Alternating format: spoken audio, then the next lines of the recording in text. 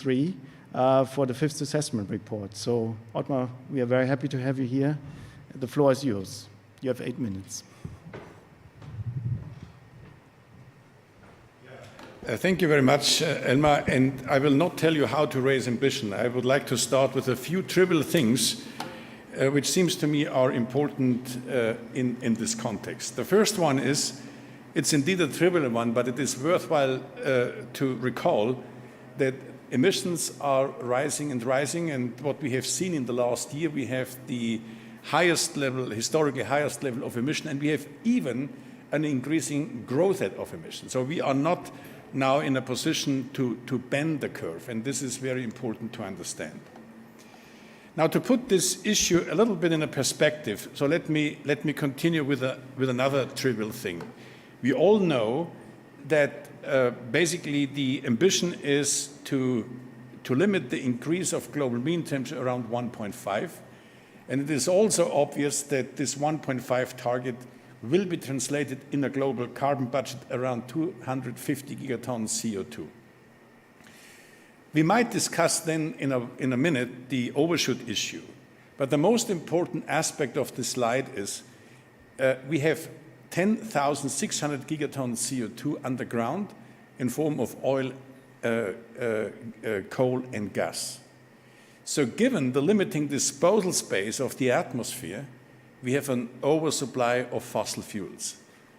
Any design of climate policy, any attempt to raise ambitions has to take into account this important aspect. And this basically means, how can we deal with this oversupply of fossil fuels? And this has to be taken into account carefully in the overshoot scenario. Now, if you look at the committed carbon in the extraction industry, but also in the other infrastructure industry, it is obvious the extraction industry from fossil fuel and also the other infrastructure already absorbed the full global carbon budget for the 1.5 and the 2-degree limit. And it is important to understand that whenever we want to keep the door open for the 1.5, it is essential that we talk about the phase out of fossil fuels, and in particular we have to talk about the phase out of coal, of course, also of oil and gas, but it is very important, the phase out of coal, to keep the door open. Now, where we are. So this is something which is very sobering, a sobering result. And this is basically, we have seen a lot of calculation, what are the implications of the NDCs. And many people say, if governments would keep to their promises, to their NDCs, we would be on a pathway, let's say, around 2.6 or 2.7. But this is not the case. If we analyze carefully, and this is done in the production gap report of the UNEP, if we analyze the energy plans of the governments, we see we have an increase of coal production by 2030, and after that a decline. So this is definitely a situation where we cannot keep the door open for the 1.5. Oil and gas production will increase by 2050, and then, given the current plans, the policy plans, we see basically for gas a saturation, but then we have a modest increase of the oil production. This is where we are. And this has to be taken into account because the industry is now still investing in the exploration of new oil and gas fields. And my interpretation of this is the industry and the global resource markets do not take the promises of the governments seriously, and they do not trust the commitments of the governments around the globe. So what about the oil and gas, which the phase out of in the industry, which is aligned with 1.5? You see basically at the global scale, we see already a reduction of oil and gas before 2030, and we could also draw the same picture for the European Union. If the European Union would stick to the Fit for 55 proposal, and to the minus 55% of emission reduction by 2030, we would see a significant decline of oil and gas imports even before 2030. And the last aspect is very important. If the European Union would keep to this promise, we would see two things on the global resource markets. First, a decline of the resource prices, and secondly, we would see basically a significant quantity effect, and this would basically be a starting point that the European Union could play a strategic role at the oil and gas market when and if they are really committed to the Fit for 55 package. So this is, you know this, limiting warming to 1.5 has become virtually impossible without CDR, because otherwise we would have to reduce the emissions in an unprecedented and an unrealistic scale. So we need, for three reasons, the CDR. First, we need a maximum of emissions by 2025. Then we have to reduce emissions. By the mid of century, we have to achieve net zero in order to compensate the residual emissions. And after that, we need net negative in order to compensate the overshoot scenarios where we have to accept for a while an overshoot of the 1.5 limit, and then we will come back to that target. So thank you very much. These are, for you, almost trivial results, but it seems to me when we talk about raising ambition, this aspect has to be taken into account up front. Thanks.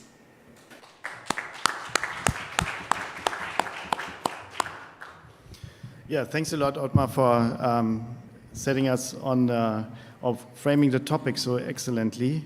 So we need to raise ambition, obviously. You also were perfectly in time.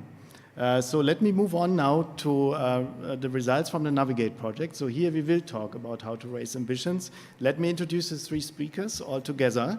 I'll start off with Jessica Strefler. She's a senior scientist at the Potsdam Institute for Climate Impact Research. She leads a research team on carbon management in the research department Transformation Pathways. And she led the synthesis work in the Navigate project. And so she will kick it off with giving an overview about how ambition can be strengthened.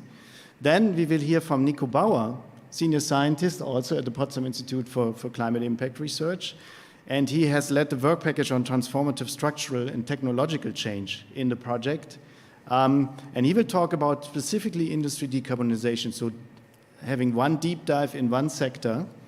And finally, we will hear from Detlef van Voeren, up here on the panel, a senior researcher at the Netherlands Environmental Assessment Agency, PBL.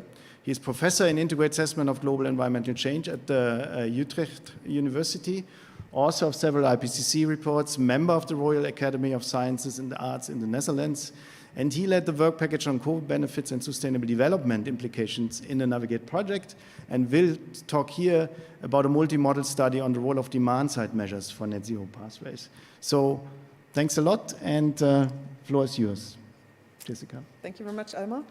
So as Elmar just introduced, we will now turn to some synthesis results of the Navigate project on the scope for accelerating action. Navigate was an EU Horizon 2020 project with 17 partners, not only from Europe, but also from Brazil and China. And the main objective of this project was to improve integrated assessment models. And we did that along three dimensions. One focus was usability, so that was focusing on better transparency and better accessibility of model results. Then we looked at transformative systems change, where we aim to improve the representation of technologies, of sectors, but also looked at how can we include lifestyles and lifestyle changes, consumption and services into the model. And the third dimension was the people's dimension, where we aimed to improve the representation of heterogeneity and looked into the analysis of distributional impacts. You can find some of the main results in our synthesis report. We've brought some copies, and you can also find them on the web here. And all of the data and also the tools we developed, you can find on the Navigate webpage. So with that short intro of the project, I would like to turn to our results. And our main motivation for that study was that the observation that unfortunately current climate policies are not consistent with the Paris Agreement. And one of the main problems here is that current carbon pricing is not comprehensive, so it doesn't cover all sectors, and it's also not sufficient. But we need a comprehensive and also sufficient level of carbon pricing to stay well below 2 degrees. But since time is so short now, we in this study also consider additional and complementary policies that target technological improvements as well as behavioral changes to further accelerate action. And we asked the question, can these additional policies complement carbon pricing and accelerate the action, so to close the gap between a well below 2 degree and a 1.5 degree pathway?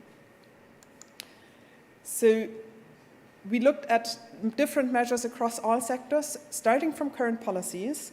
We added a comprehensive carbon price across all sectors that would get us to a well below 2 degree pathway. So that's a very central policy measure here. It's sort of the basis is to really have a high carbon price across all sectors. And then on top of that, we added measures targeting sort of the technological transformation that push for more direct and indirect electrification and also have a more significant deployment of CCS. As a second dimension, we looked at measures reducing energy consumption, and that targets efficiency measures as well as sufficiency measures. For example, shifts in set point temperatures or transport modal shifts. And as a third dimension, we looked into land use measures, here technical measures reducing non-CO2 greenhouse gas emissions, as well as behavioral changes such as dietary changes or reduction of food waste. And if you look at all of those different measures, they can all reduce CO2 emissions, and I will split that up into different parts of CO2 emissions, starting with the CO2 supply side. So that's electricity generation, but also the generation of liquid fuels, gases, things like that. And what you see here is that on the supply side, a carbon price is really central. So in the well below 2 degree scenario, we can leverage a large potential on emission reductions on the supply side. So the additional measures don't really make any additional changes here. But if we look on the CO2 demand side, so that's industry, transport, and buildings, we see that the carbon price brings us a large way already. That's the gray here. But there is still room for improvements, and all additional policies can contribute to a further reduction of these emissions. And we will have some in-depth talks on these sectors following after me, so I will not spend too much time here. That's CO2 emission reductions, but as we just heard, CDR is also an important part of 2 degree and 1.5 degree strategies. And increasing CCS capacities especially, but also including land-based options can significantly enhance the CDR potential. So also here we have all measures contributing to a higher potential. That was only CO2, but we also have non-CO2 emissions that play quite a large role. And there we really see that here is the land policies that are really crucial to reduce emissions. That was just the emission sides, but let's have a look at the energy system for once. So here what you see is the well below 2 degree target. You have in red total electricity production. I'll just look at electricity here. And then in green we have the variable renewables, wind and solar, and in blue the fossils. And again, you see here that a carbon price is central to drive out fossil fuels of the electricity system and to enhance renewables. And what we see in the models is a tripling of renewables by 2030 and an increase by a factor of 10 by 2050. If we now, on top of that, add policies focusing on a technological transformation, we have more direct and indirect electrification, so that adds to the electricity demand another 45% on top of that tenfold increase by 2050 for the renewables. If we then add technologies or measures focusing on energy consumption, we can reduce that again to the level of the well below 2 degree target. So here you can see that really these measures are complementary, and adding measures focusing on energy consumption doesn't just reduce emissions, but it also reduces barriers in the transformation, such as an enhanced demand for electricity.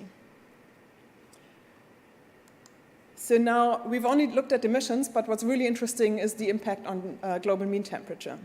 What you see here is first the peak temperature during the century in all of those 4 scenarios. And we can see that combining all those measures can reduce peak temperature not to 1.5 degree, but to a level of low overshoot of 1.5 degree at least.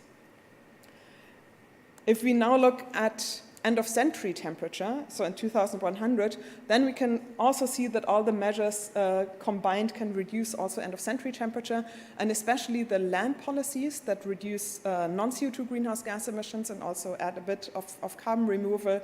They're really most effective at reducing the non-CO2 emissions, and they can bring us down to below 1.5 degrees. So with that, I'm at the end. Let me just briefly summarize all that information that I just gave. So a comprehensive and sufficient carbon price is really central to reduce emissions, to phase out fossil fuels, and to reduce emissions both on the supply and the demand side. If we add policies focusing on a technical transformation, that's really crucial in decarbonizing all the demand sectors by 2050 and also to increase the carbon removal potential. Policies focusing on energy consumption are complementary. They can further reduce energy demand emissions, and they can also alleviate the pressure on the electricity system because they just reduce the energy and the electricity demand.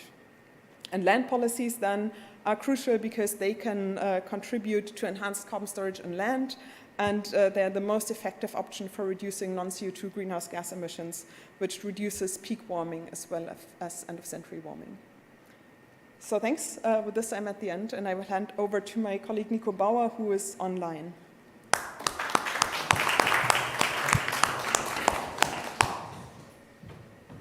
So Nico, are you? Go ahead. We will click the slides. Yeah, here. Thank you very much. Now I have an echo. I hear my voice.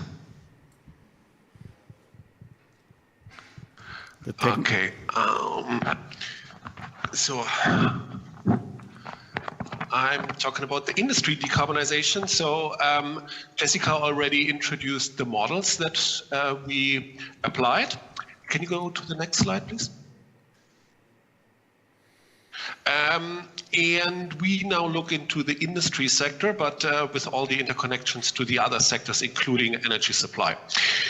So we can see that with the current policies that are, if we assume them to be frozen, we will see a slight increase of emissions from the global industry sector. It's a little lower than IPCC AR6 because we assume more baseline decarbonization, but the industry sector is hardly affected by the existing policies because there's huge exemptions.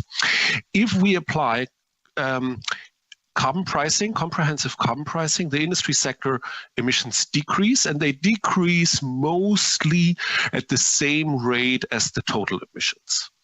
If we then go further to a 1.5 degree target, we see that with some models, the emissions decrease as much in percentage as the total emissions, but in some models we observe that the emissions from the industry sector are hard to abate, and this is due to bottlenecks in the decarbonization of industry sector emissions. So now, what do we need? What are the requirements that we need in order to bring down the emissions from the industry sector? Next slide.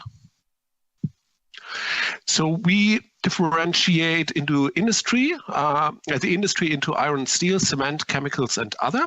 And there is a total market process going on. With electrification, we are confronted with a phase out of fossil fuels and a ramp up of green electricity. This is then important and has a huge potential in iron and steel for secondary steel production. Also cement, but only if it's electricity-fired cement kilns, and process heat in chemicals and other sectors. The e-fuels and hydrogen are subject to very strong constraints due to the electricity market. In steel production, it can play a role, a significant one, because of the hydrogen direct reduction technology. Bioenergy is a very important, but also very limited resource that can be used in the industry sector, especially as a feedstock substitute in the chemical sector, but also as a source for heat. Next, please. The CCS has a high potential, particularly in cement, where it can be more than 2 gigatons of CO2, particularly because of the process emissions, and if electric kilns are available. Also in the chemical sector, there's potentials, but much less in the iron and steel. Next, please. The material reductions and the recycling is very important in cement and industry, we found out.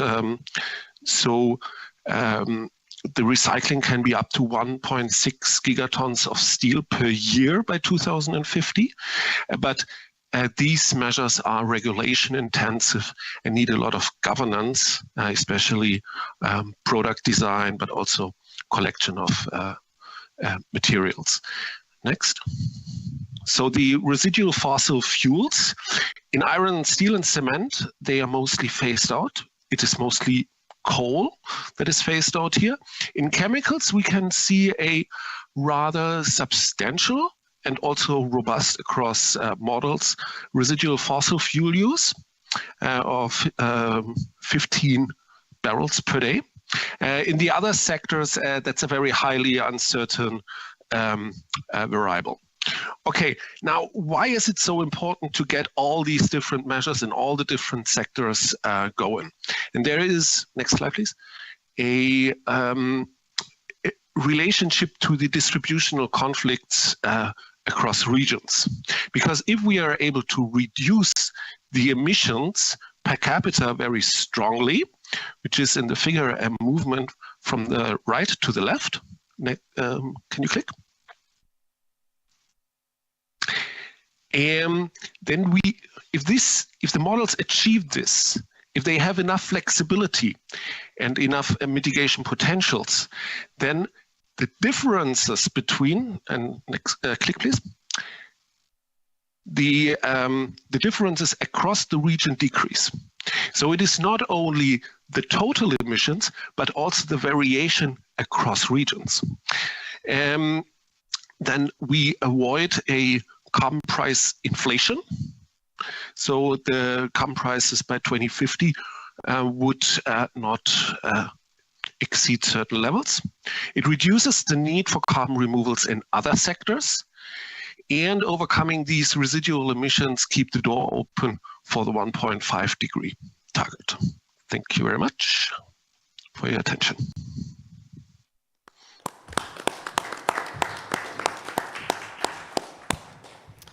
So now a look in the transport and building sector. Detlef. So yeah, after looking into supply, it's only fair that we also have a look into demand. And specifically, we look into the buildings and transport sector. And they are responsible for about a third of global greenhouse gas emissions directly, but they also contribute obviously to indirect emissions via electricity demand. And in the IPCC report, for the first time, there was a deep dive into the demand side in chapter 5 of the report, and they found that there's a substantial scope for emission reductions, about 40 to 70%. But at the same time, they also indicated there was a large uncertainty. Most of the assessment was done in a bottom-up way, and therefore there was no interaction between the sections and sectors, and there was also not a clear introduction of the different measures. And that's why we thought it would be interesting to do this a bit more systematically with 7 different integrated assessment models, and then assess the impacts of energy efficiency, fuel switch, technology substitution, and lifestyle change. And we have done that by, first of all, going out with stakeholders and identifying a list of potential measures. And we selected measures based on their feasibility and to implement them and their potential impact. And then we grouped them actually into 3 groups. I'm going back, sorry. The groups are activity reduction, all these measures related to, for instance, using less cars and taking the bike. Technology improvements, so making cars more efficient, like efficiency standards, or doing fuel switch, going to an electric car. And we did that both for the buildings, land-based, and international transport. And we made 3 different strategies, and we could run them in the models. and that's shown in the next slides. Here you see energy demand for buildings and transport in 2030 and 2050. And then you see first the current policies, and then these three different strategies, so activity reduction, technology efficiency, fuel switch, and then all of them together, and their impact on energy demand. And what you see is that in principle energy demand goes upwards simply as a result of population growth, affluence, but we are able to reduce that by implementing these measures. And obviously the combined has by far the strongest impact. We can do this for energy demand, but we can also do that for CO2 emissions. And one thing to note, by the way, is that all these little dots are the individual models. We see some uncertainty in there. The most important uncertainty comes actually from the baseline, different assumptions on how in the future increase in transport will happen.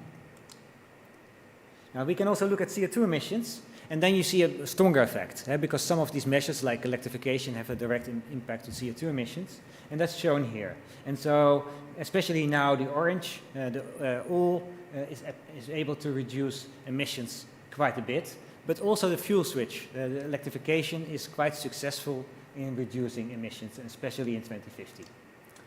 We can show the same graph, but instead of showing the change compared to 2015, showing the change compared to the baseline emissions. That's done in the next slide.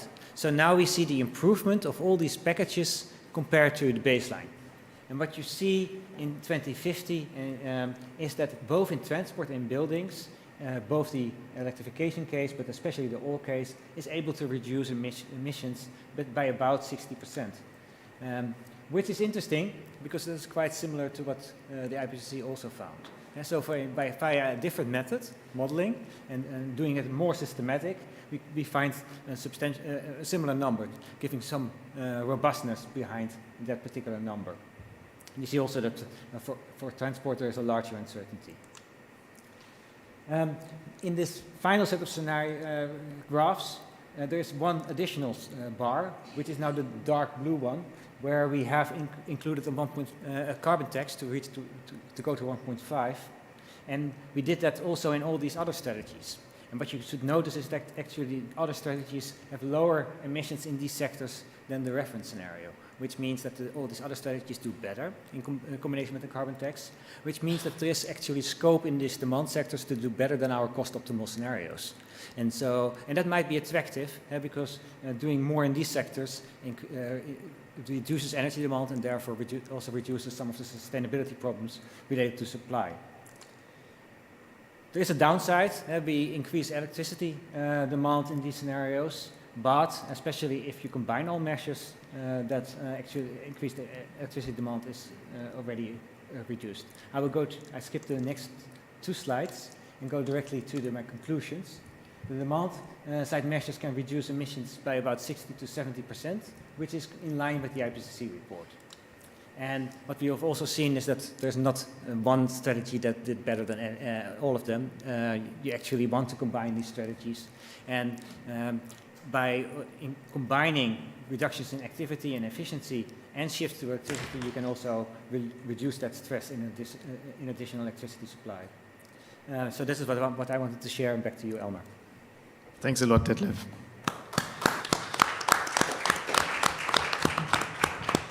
So let's switch the panel up here. Kelly, you can go right to the podium.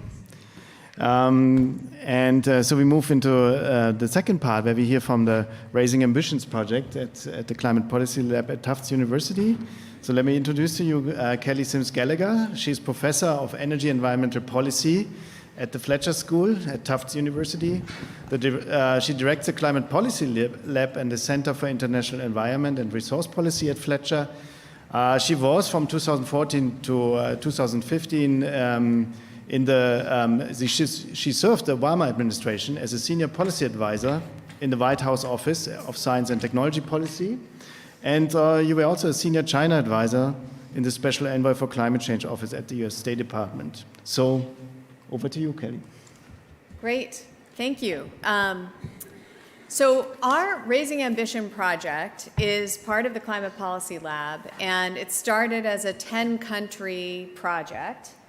largely looking at major emerging economies and trying to assess policy gaps and policy opportunities in these rapidly growing developing countries, with the view to, of course, raising ambition. I think a key insight that we've developed as part of this project is this understanding that it is really important to identify economic opportunity as part of any kind of policy package to reduce emissions. Most countries are not going to embrace the low carbon transition if they don't see economic opportunity in that transition. No opportunity, no ambition. But when countries start to see economic opportunity, and when I say that, I'm talking about job creation and I'm talking about economic growth, then they might be willing to engage in the conversation about how to actually raise ambition. And I think this is really important right now as we're talking about the global stocktake and as countries are starting to envision new NDCs, rather than seeing this process as something that is going to take away from economic development, we need to help countries see how this can foster economic development and job creation. And so we have come to this conclusion that one way to raise ambition is through innovation and green industrial policy. And I'm going to talk about very quickly the ways that we can use policy to enhance energy technology innovation. This is a classic energy innovation system diagram. I'm not going to take the time to talk about it, but rather to say that policy can, of course, help push technology, clean technology. This is RD&D investments and so forth. And policy can also help pull clean and advanced energy technologies. And in fact, this is a similar diagram. Policy can actually influence the whole system at different stages in the energy technology innovation system. So you might think about that R&D funding at the beginning of that process, but procurement, government procurement as being one source of initial early demand. And then market formation policies like carbon prices being able to scale your demand. And then we should think of innovation as being part of green industrial policy, but I want to start by I'm going to be first quickly going through the case of the United States, and then I want to compare that with a sector. So in the United States, we have undergone a massive reframing in the way we think about climate change policy. As I'm sure you have all observed, we failed to get comprehensive climate policy and to pass a climate bill for many years. And then all of a sudden, last year, we were able to pass 3 bills. First was an infrastructure bill, the second was the Inflation Reduction Act, and the third was the CHIPS and Science Act. And you take them together, and for the first time, we have 3 related laws that are essentially enabling the United States to begin a very long overdue process of reducing emissions. And I have a picture of carrots here because the Inflation Reduction Act is all carrot and no stick. So it's lots of fiscal incentives to try to enhance the private sector to jump in to this mission of green industrialization. The reframing from President Biden was about jobs, jobs, jobs. And it worked. We were able to get this legislation passed using a fiscal policy approach. I say this after trying everything else first, right? We tried regulatory approaches, we tried market-based instruments. We could not get the political support for any of those until we were able to take this approach. And it has worked in many respects. It has strongly leveraged the private sector. You can see $110 billion in new corporate investments were made in the first 12 months, especially in batteries, and $100 billion in new household and business clean energy purchases. So this is a pretty significant, this is much more than was anticipated in all of the sort of modeling in advance of the passage of these bills. And so that's been a positive surprise. It also created a lot of new jobs in the first 12 months. One estimate, this is the prevailing estimate, is that 170,000 new clean energy jobs have been created in all these different sectors. I know this is a little small, but wind, solar, electric vehicles, hydrogen batteries, and so forth. And it has really catalyzed foreign direct investment and manufacturing, which doubled in 2022 from pre-pandemic levels. And 1/3 of all clean energy and semiconductor investments now appear to involve foreign investors in the United States. And importantly, for this conversation, it's expected to reduce emissions. So we're anticipating 1 billion tons of greenhouse gas emissions reductions in 2030, estimated mostly from the power sector. And this would account for a 41% decline below 2005 levels, which helps the United States get itself on track to achieve President Biden's target of the 50 to 52% reduction. There may still be a policy gap here, but I'm just trying to show you that by using this green industrial policy approach, it finally got the United States on track in a way we haven't been before. Now, as we look at green industrial policy, this comes from a paper that I'm going to show in just a minute. We have started to understand that green industrial policy can be aligned, misaligned, or deliberately misaligned to achieve climate goals. And this paper was just accepted actually this week and will be coming out shortly in environmental research letters. And what we do here is use the case study of the electric vehicle sector across a number of different countries. So here's our definitions for alignment. A purposeful government approach to systemic energy innovation through technology push and demand pull policies to assure desired outcomes. Misalignment being more accidental. Maybe you have a lackadaisical government that fails to take a systemic approach to policy, resulting in poor coherence among policies. And this misalignment causes inconsistent signals to be sent to the marketplace. Or perhaps you deliberately misalign your policies for a particular reason, to protect your infant industry or to protect incumbent industries that you're trying to support. So when we applied this sort of framework to 5 different country cases of the electric vehicle industry, we saw that across these different cases, China, Germany, Japan, South Korea, and the United States, the government roles had been really different across these 5 cases. And the private sector roles were really different across these cases. I know you can't read all of this.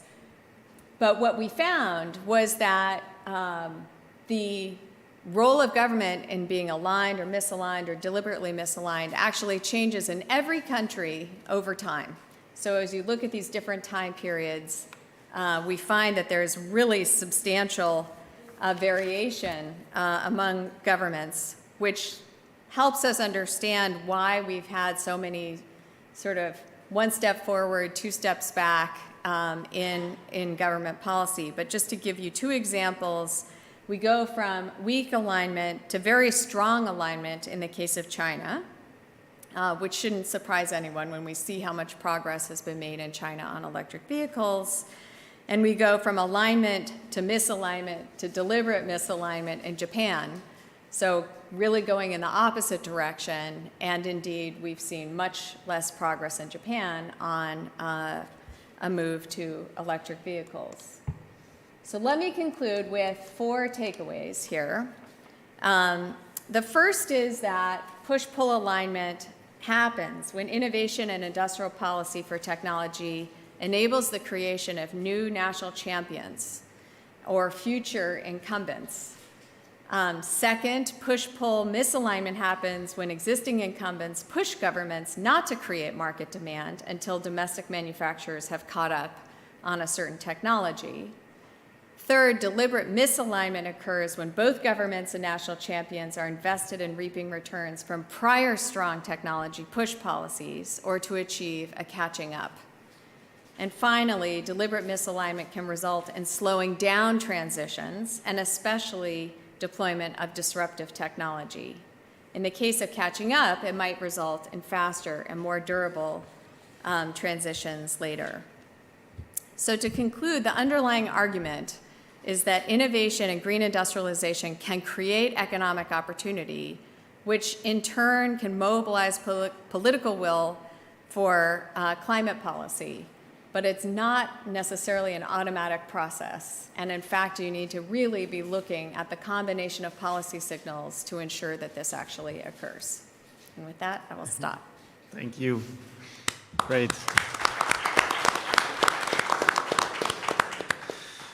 So let's now move into some regional perspectives, and I'm very happy to introduce to you Eshwaran Narasimhan, who is a fellow at the Sustainable Future Collaborative based in New Delhi, where he serves as coordinator of the workstream on climate policy. He was formerly at the Center for Policy Research, and he's also an affiliate at the Climate Policy Lab at the Fletcher School, so there's a close connection here. So the floor is yours. Thank you. So I think I have 8 minutes, so I'm going to go fast. I'm afraid if I'm going to be able to complete the slides. So I'll talk about some of the modeling work and model comparisons work that we've done for India. And this is in collaboration with both Professor Kelly Sims Gallagher at the Fletcher School, as well as with my colleague at Sustainable Futures Collaborative. Formerly, we were at CPR. Aman Srivastava. So I'm going to combine two studies that we did at different points in time, but kind of relate them to what's happening with India and decarbonization possibilities in India. Okay, so this is the agenda for 8 minutes. So emissions economy models, the various approaches, what are the models telling us, and what are the insights that we can derive for decarbonization in India. Okay, so it's a lot in this slide, but I'm going to just talk about this very quickly. So what we did was to develop a framework. The project, we called it the Climate Futures Project. There's a link in this slide that you can go to look at the theoretical framework, the assessment framework that we came up to actually unpack and unravel what different emissions economy models are telling the Indian policymakers today. So we did what we're not supposed to do, which is to compare models, but I guess we're not comparing countries, so it's much more benign. And modelers are always willing to come and discuss in a workshop, which is our hope to actually bring modelers and bring policymakers in India for a very good, healthy discussion on how policymakers should interpret models and how they should understand the assumptions that go into models before they start interpreting what the outcomes are from each of these models that inform policymaking today. So we came up with a framework and we looked at what models are telling and not telling. And just a couple of examples on the right side of the table, we looked at what kind of development pathways are the models looking at. So you can see that almost not any of the models that inform policymaking in India today actually look at multiple growth rate possibilities, alternative economic structures, or even patterns of urbanization, right? So they just assume a certain rate of growth, certain rate of urbanization, and they report out results. That includes the model that we ourselves are in fact using, so we are also guilty of that. We also looked at many other metrics here. I'll give an example on investments.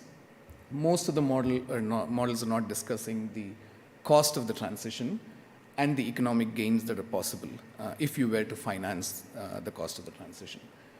And in terms of looking at the equity impacts of the transition, whether it's spatial inequities that could occur within a certain country or income inequality that could occur within a certain country as you undergo the energy transition, they're actually not looking at it. And on the left-hand side, I have this table where we discussed how transparent are these reports coming out of these different modeling exercises in terms of what assumptions they make, in terms of the data inputs, and how comprehensive and how credible their outcomes are, for which we looked at whether they do sensitivity analysis, whether they've talked to experts, trying to interpret the results better, etc. So I can talk more about this during the Q&A.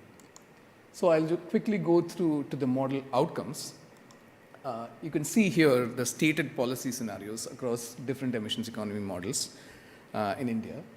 And you can see a wide variation here, starting with the dark blue line at the bottom, which is the IEA, India Energy Outlook, to the top, which is the Energy Innovations model. And most of this variation comes from the growth rate assumptions that they make, the average growth rate assumptions that they make for the next 3 decades for India. For example, energy innovation, the model that we ourselves used to assume a 7.1% growth rate average for India for the next 30 years, which they realized over time was a significant overestimate as they started looking at other emissions economy modeling studies. And the model is just as good as the data that goes into it, which is one of our key motivations to look at input assumptions. And none of the models you see here is showing any sign of peaking for India in a stated policy scenario, which includes the current climate policies that India has committed to in its NDCs. So you would still not peak by mid-century.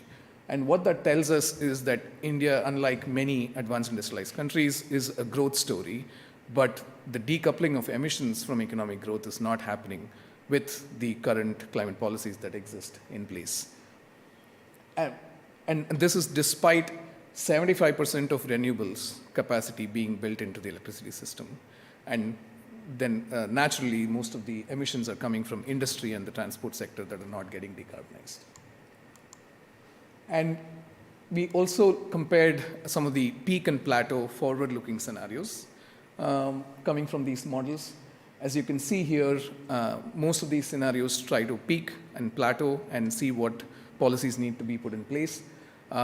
And the best they do is a capacity cap on coal, which will be capped at where it is right now, and a gradual phase down going closer to the mid-century, and some industrial energy efficiency policies and technologies like storage, green hydrogen, and CCS deployed based on business as usual cost trajectories. And in these scenarios, the estimated investments needed for India to peak and plateau is about $150 to $250 billion average annually. And that's the variation that you see across the models. Some of them don't report costs, some of them do. And we've tried our best to come up with this estimate band. And then we look at the net zero scenarios across these models. And you can see here that scenarios that force a net zero either by 2050 or by 2070, because India is committed to a net goal of reaching net zero by 2070 in Glasgow. So some models actually tried to project until 2070.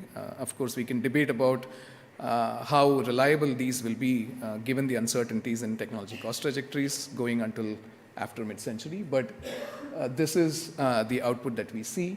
A rapid scaling of renewables, a coal phase down, followed by a phase out schedule that starts beyond 2040, 2050, and a significant acceleration of storage, green hydrogen, and CCS. And you can see here that the investment estimates for the net zero scenarios are not that large compared to the forward-looking peak and plateau scenarios that I just showed you. So it's marginally more than the peak and plateau scenarios, but they're not as bad, which tells us that there are significant economic benefits as well that could occur if India were to start planning towards net zero rather than looking at peak and plateau. Okay, so this is a brief, quick summary across these models. I'll now go into the exercise that we've been doing for quite some time now with Tufts previously and now with my colleagues at Sustainable Futures Collaborative. I'm sorry. So this is the overall summary of the model comparisons. So I'm not going to go through all of them, but very quickly, you can see that the technology mix for achieving net zero is predominantly solar and wind. And in terms of the emissions, you can see that there is no peaking in stated policies, and net zero trajectories are possible with significant acceleration of these clean energy technologies. And as I summarized briefly, investment and jobs are only, investment requirements are only marginally more in the net zero scenario compared to the peak and plateau scenarios. We haven't been able to come up with a good comparison for jobs because the type of jobs created and the assumptions that go behind reporting jobs are significantly different across these models, particularly in terms of how they categorize direct, indirect, and induced jobs across different sectors. Okay, so quickly, I'll go into the scenario that we've been trying to build. So we tried to look at what would it take for India to achieve net zero greenhouse gas emissions by 2070, which is India's target. Our model, which is in partnership with Energy Innovation, goes only until 2050. So we tried to achieve net zero CO2 emissions by 2050, leaving aside other non-CO2 greenhouse gases to be decarbonized post 2050. So this is the summary. As you can see here, I'm out of time. As you can see here, that the electricity sector requires a ramp up to 1,700 gigawatts of solar plus wind from today's 150 gigawatts.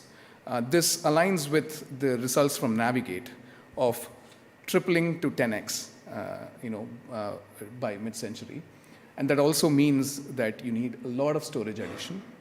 In industry sector, to move towards green hydrogen, to decarbonize energy input emissions into the industry, you need more than 100 gigawatts of electrolyzer capacity to be installed, and several million electric and hydrogen-based vehicles in the transport sector. I'll summarize with the final point here, the need for climate finance. So from the model, we are understanding that this transition would cost $330 billion average per year from today until by the year 2050. And this falls within the $200 to $400 billion band that I showed across different emissions economy models. Where can this come from, right? So it has to come from a mix of both international climate finance as well as domestic climate finance mobilization through a tax shift policy that we are recommending to the government of shifting its dependence on revenues from fuel taxes towards revenues from carbon taxes over time. I'll stop there. I'm so Great. sorry. Thank you very much. So very interesting perspective from India. Now we move to Brazil, and I'm happy to introduce to you Nathalie Unterstel. She's a leading Brazilian advocate for reducing carbon emissions and stopping deforestation.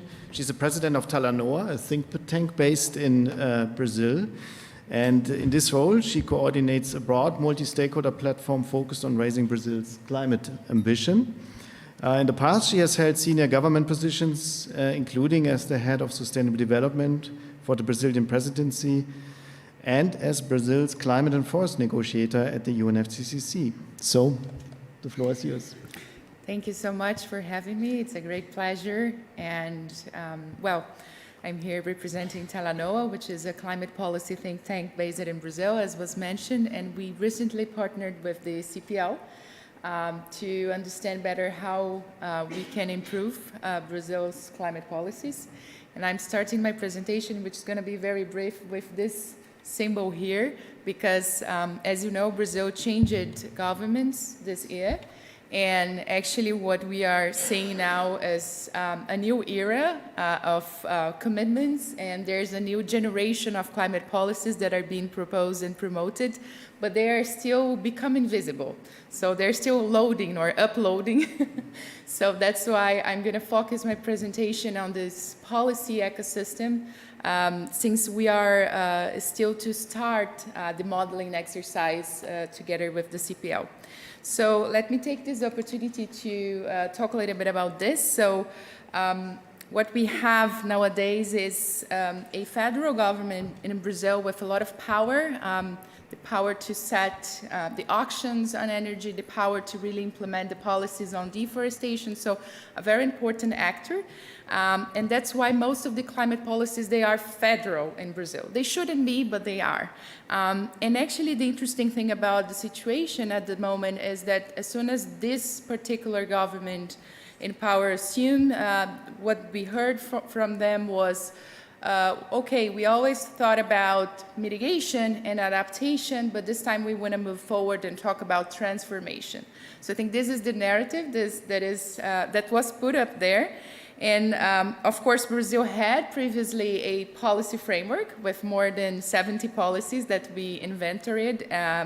But at the same time, as I mentioned now, it's a time where when new policies are expected. I'm not going to go into all of these circles here. I don't want to bother you, but just so that you know that there are things taking shape in various sectors and also as cross-cutting policy instruments. And I'm going to talk briefly about 3 of them, and that also represent challenges moving forward. But the first one, and I'm not using this one. So right before talking about the first one, which is deforestation, as you can imagine, this is how emissions look like in Brazil historically since the 90s. As you can see, we had a peak in the 2000s, then we were making good progress. Now we are sort of back up, unfortunately. But there are also opportunities for removals and, in different sectors. But basically, deforestation is still a major issue. Then we have agriculture as the second largest emitter, then energy, and some industry-related emissions too. The point is, as you can see in this red line, which is kind of crisscrossing the chart, that's deforestation rate throughout the years. That's the most important thing. And as soon as we control deforestation, this means that we need to move to the other sectors. But the dynamics historically has been that all sectors but deforestation, they kind of try to hide behind. So we advanced with policies for tackling deforestation, trying to protect forests, but that also meant that little progress was made in energy, in especially transport, as well as in relation to agriculture. And basically, this is the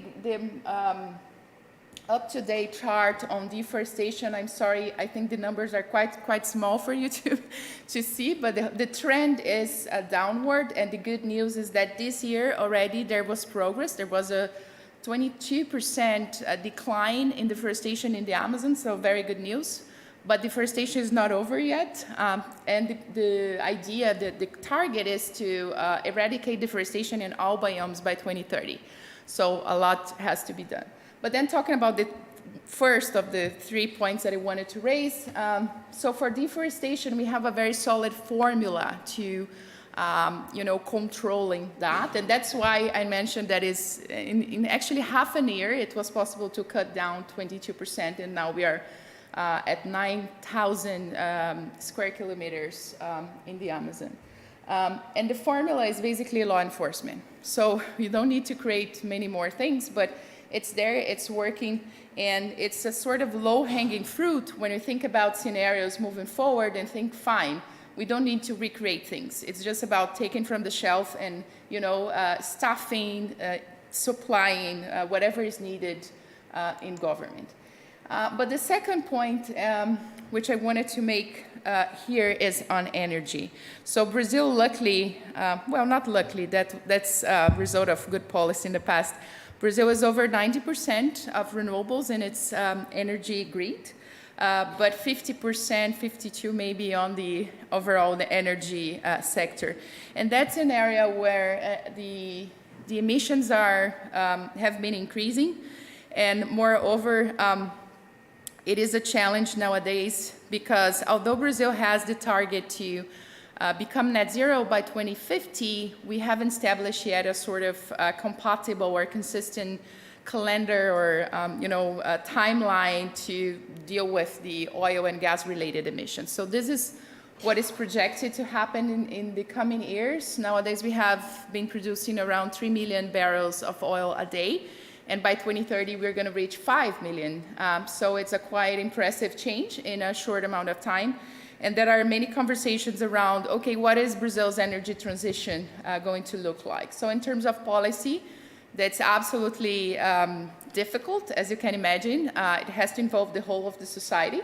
It's not something that the cabinet can decide, right? And at the same time, there's a lot of polarization, and there's a lot of talk about, oh, what are other countries doing? So anyway, this is one space that I believe it's quite active at the moment, and will require a lot of good studies, good modeling, in order that Brazil make progress. This is just more of the same, just comparing renewables and non-renewables. And then I want to finalize by saying the following. There's a big gap, which is agriculture.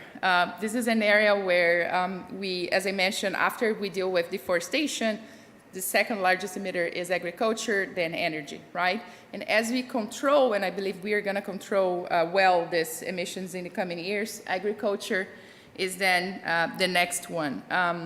And this is one area where we do have programs, but they're basically rural credits. So this is precisely the area that people want to see more of what Kelly was mentioning before, right? More opportunities so that they can raise their ambition. So that's precisely one of the major areas.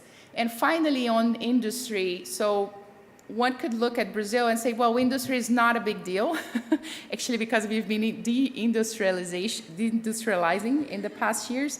But actually, it does matter, right? We need an industrial policy. This is being discussed also. And there's a lot of appetite around green industrial policy. But we need to think out of the box, and that's why I think we're going to get some very good work done around that. But innovation and industrial policy are still to be developed. And finally, I think overall, there are many challenges. As you can see, we have some targets to meet by 2025 and by 2030. But moreover, and I want to finalize my presentation with this, most of the scenarios that have been developed for Brazil over these years, they looked into emissions till 2030. And I think now, as we are starting to prepare a new NDC for the 2030-2035 cycle, we need to, of course, move forward. We need to think about how to best align not only the sectoral policies I mentioned here, but the whole of policies in government with net zero compatible scenarios, right? And this is, I think, what are the next steps of our work, and also the conversation that is, flourishing with governmental actors. And as you can imagine, it's not an easy one. But I think we will make good progress, and maybe next year we can present the results here. Thank you so much. Thanks a lot, Natalie. So we are going to wrap it up with the view from the European Union. And let me call on you again, Ottmar. As your member of the advisory board on climate change, the European Advisory Board, you will have some good knowledge to share with us. Yeah, thanks.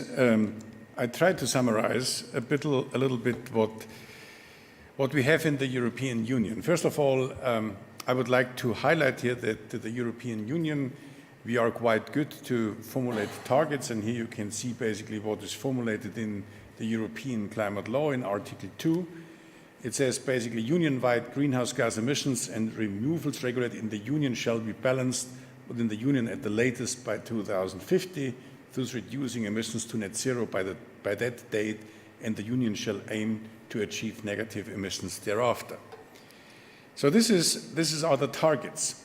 So what are the instruments? And I think it is nice to talk about targets, but from my point of view, it is even more important to talk about policy instruments.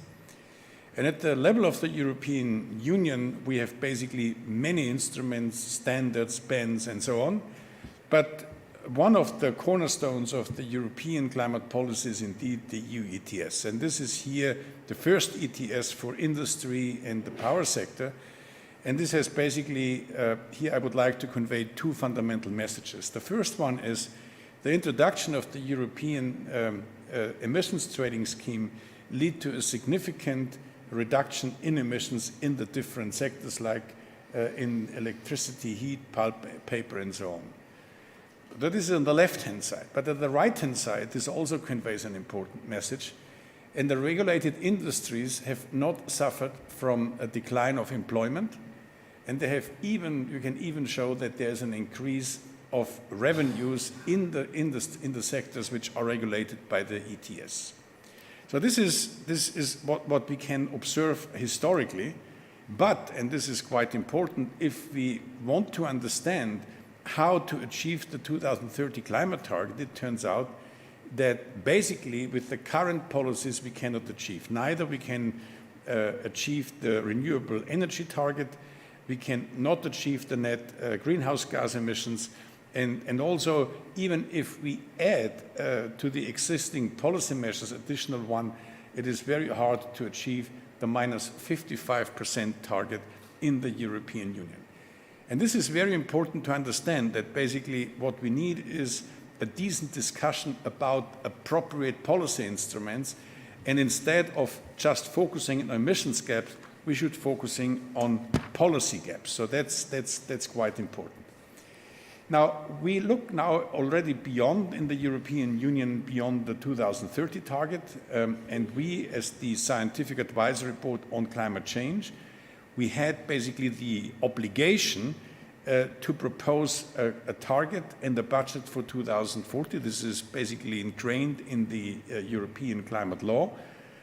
And what we did is here with the European Scientific Advisory Board, we said basically you should have a greenhouse gas budget of 11 to 14 gigatons CO2 between 2030 and 50. And this basically this implies staying within the budget requires emission reduction of 90 to 95% by 2040. And it is interesting enough that meanwhile the new vice president and the head of the DG Klima are committed basically to push the 90% target within the European Union. And also what this graph should show is that the current target, the minus 55% in 2030, is consistent with our budget, so more would be nice. But then the question is, so what are the real policy gaps? And as the European Scientific Advisory Board, we are now preparing a report which will be published next year about the policy gaps. We really want to focus on the policy instrument gap side. Now we in the board, we find that the IPCC is an excellent role model for the science policy interface, and in particular to produce graphs which are not comprehensible at all. So therefore, I think, let me guide you very quickly. So what we did here is, in the board, is to distinguish between two important criteria. One is the feasibility studies. So we analyzed 1,000 scenarios from the IPCC and asked the question, what are feasible pathways? And we compared this feasible pathway with the fair share. And under some ethical principle, the EU has already exhausted its fair share of the global emission budget. And obviously what you can see here is there is a gap between the fair share and what is feasible. And then basically, we made proposals how to address this fairness shortfall. So pursuing the more ambitious end of the 2050 range, 40 range, that's important. So we proposed European Union should support cooperation and partnership outside the EU. And third, very important, achieving within the EU net negative emissions beyond 2050. This net negative emissions requires a new governance structure, and I will not go into the details, but just to highlight how important this governance architecture is for carbon dioxide removal. But also then there is now a proposal on the table and under the discussion how to regulate the agriculture sector with the third ETS. And also, so we need a good understanding and manageable and basically implementable proposals how to achieve international cooperation, and I leave it to the discussion to become a little bit more precise. Thank you very much. Thanks a lot, Ottmar. So finally, after we have thrown so much information at you, it's time for questions. And so I'm asking the other speakers up here on the panel, I'm moving over there. And yeah, please raise your hand if you have any questions. Oh, yeah, of course. So, and here comes the microphone. Let's start right here on the right-hand side. If you could quickly introduce yourself and then ask your question. Hello. Thank you, everyone, for your very interesting talks. My name's Forrest. I'm a student at Indiana University. And so you all kind of talked about increasing ambition within borders, but I'm wondering how are ways to increase ambition on international finance or ambition in helping other countries that need a little bit more aid? Thank you. Let me collect, maybe you can take notes of these questions. Let me collect a few more. I saw a few more hands. Did I see a few more hands? There was, please. My name is Carol Olsen and I'm from the UNIP Copenhagen Climate Center. So I'm interested in the demand for services, findings that you could reduce emissions with 40 to 60%, which was also in the first time in the IPCC report that we had that chapter. So compared the behavioral policies compared to tech-based policies, what's in them? If you can unfold a bit what's in the behavioral policies, that takes us to that scenario, which is the best. Thank you. So let's take these two questions. I think the last one particular to Detlef, but let me start off with maybe Natalie, then Eshwaran and Otmar, and then Kelly on these questions. So Natalie, please go ahead. So let me start with the cross-border one. I think there are two issues that I want to comment. One is related to exploring the regional integration. So in Brazil, this was normally like underlooked, but now it's coming back. So in terms of like working with other countries like Uruguay, Paraguay, Argentina, in a way that not only like we will export energy, which is in our interest, of course, but also integrate in a way that we will be able to adapt to make our energy grid more resilient too. So I think that's another aspect which is great and can allow us to raise ambition too, right? So that's the type of policy that matters. And on finance, which I think was also part of your question, I'm not sure how it works for other countries and regions, but for Brazil, I think it's a matter of credibility. So we need to be able to attract finance. It's not only about putting good ideas on the table, but being a reliable partner. And in the past 4 years, we had many issues in that regard. So now we are reestablishing our credibility. And that's why we are, I think, able to, resume partnership with other countries. So in the climate finance space. But I'm sure colleagues here have other thoughts and ideas on that regard. Thank you. Eshwaran, you want to add? Sure. Yeah, on the second question on the behavioral to tech-based policies, on the model that we are looking at, there is significant amount of potential for material efficiency, and that goes into a lot of behavioral policies and circular economy principles that can then be applied to reduce the need for more materials to actually experience the same standard of living that the country can experience. So that's something that I wanted to highlight. On increasing the ambition in climate finance, so I think it has to be both domestic as well as international, and commitment to mobilize domestic finance through carbon pricing mechanisms can in fact crowd in more international climate finance. But on the other hand, a lot of the developing countries have had country level sovereign risks being the same for decades. And should that continue the same way, or should this be looked at as a certain opportunity with certain levels of risk across different countries, primarily because this is a transition that has to happen everywhere, and then de-risk and reduce the premium on climate finance flowing to developing countries. So that's, thank you. Thanks. Kelly, would you like to add something? I would just say, in response to this question about crossing borders, you're right that everything we talked about was more within national borders. But of course, global market forces can be a huge force for good.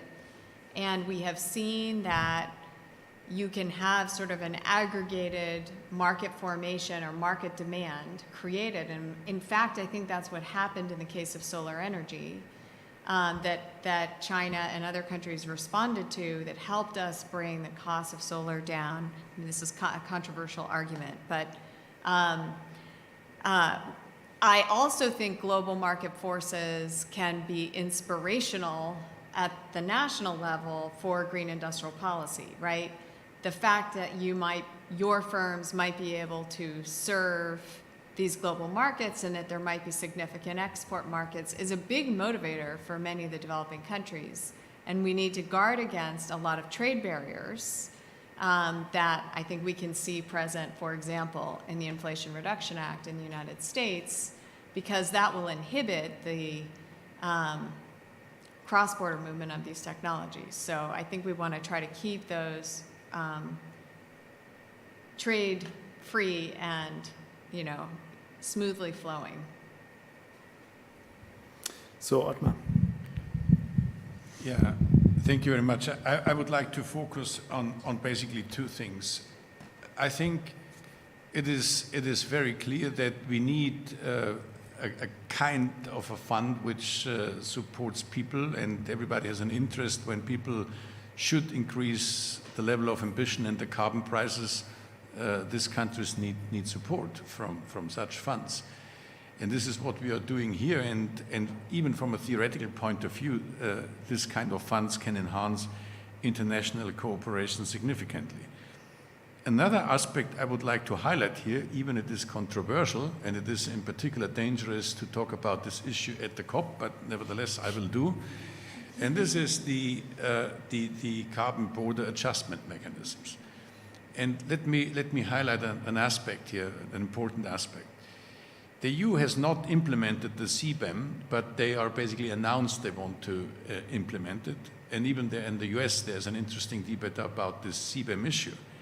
What we see basically, there is in the Global South an ongoing and an increasing discussion about carbon pricing. Turkey, for example, is now discussing a national emission trading scheme in order to avoid to be, let's say, the European Union is imposing a tariff on their carbon-intensive products. So there are also some debates on a national carbon tax in India. So there is now, meanwhile, in the Global South, countries are forming a strategic alliance, talking with the EU. They want to be included in the regulatory discussions. So I think this is quite important because this includes some kind of reciprocity in the international negotiation. And there is another aspect which I basically touched in my presentation, but I would like to take the opportunity to highlight this. So in the European Union, we have a second ETS, and as Europeans always like to name their policy instruments, which has nothing to do with the specific topic. We call this the ETS on buildings and transport. But in fact, it is not an emission trading scheme on building and transport. It is an emissions trade, an upstream system for oil and gas. So in fact, what we are doing with the ETS2 is pricing the gas and oil imports. So now the question is, what is the impact of the ETS on the global resource markets? And we did some calculations, so we haven't published this, but we will do this soon. So there's a significant impact on the global oil and gas market. So it has the potential to reduce the price. As we know, that at the gas and the oil market, supply is not completely inelastic, so there is some elasticity. And then in the end, this will reduce to a certain extent the oil and the volume of traded oil and gas. And if basically the Inflation Reduction Act is basically also has some implication for that, so that might be a strong impact. So in that sense, these are the different dots which could basically enhance cooperation. And as always, cooperation has sticks and carrots, and the funds, these are basically incentives, and the otherwise are basically implementing some reciprocity in the system. So maybe last one, Detlef, would you want to answer specifically the question on the demand policies? Yes, and so both in the IPCC report and in our research, we looked at the demand sectors as a whole, and we looked at three forms of possible ways of reducing emissions, like IPCC did as well, which is reduction of activity and lifestyle change, which is the efficiency, technical efficiency measures, and substitution on the demand side. And I think the IPCC report could often confuse that 40 to 70% number would be about behavior only, but it is about all kinds of measures on the demand side. And I think it is really important that we focus specifically on the demand side, because by taking action on the demand side, we can also make sure that on the supply side things remain feasible. If you look at these three different categories of measures, I think traditionally we have looked much more to technology options also on demand, and it's for the first time now that there's much more attention also to lifestyle change and activity reduction, which in specific cases can be extremely attractive because of their possible other impacts. Reducing car use, for instance, obviously has positive impacts on the livability of cities. Switching diets can have important health implications.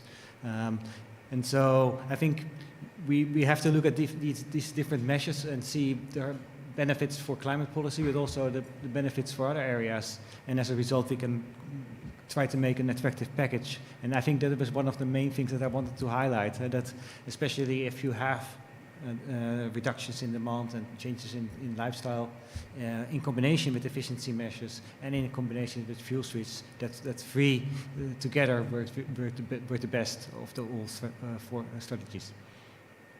Thanks. And Jessica, please. Yeah, I think Detlef has already named most of the important points. Maybe just one thing to add, like you've already said that the demand reductions don't only come from behavioral changes, they also come from efficiency reductions, otherwise we wouldn't see any impact on the industrial sector.